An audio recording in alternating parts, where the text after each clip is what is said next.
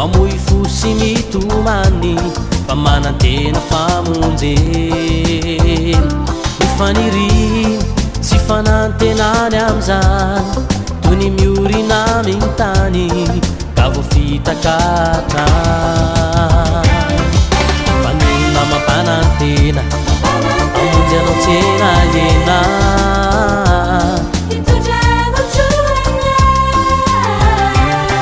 rehefa tonga ny fotoana ny fampanantena mitofona fa ny olona miova omaly sy androany aro afaratry zay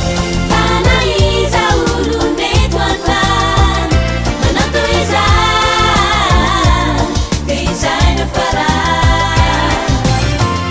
satria voafetra ny fahefanytany manibatra manao zay ampizany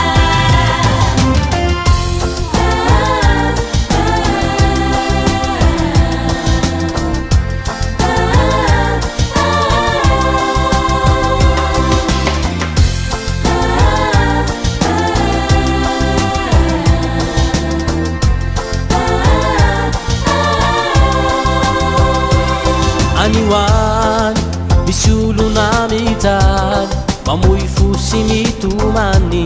fa manantena famonjeny mifaniriny sy fanantenany am'zany toy ny miorina mintany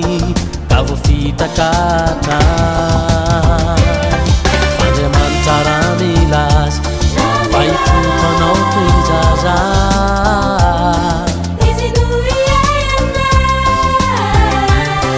sady amonjina raha ovina anantanteraka ny fanirinao fa izy tsy miova omaly sy androany aro mandraky izay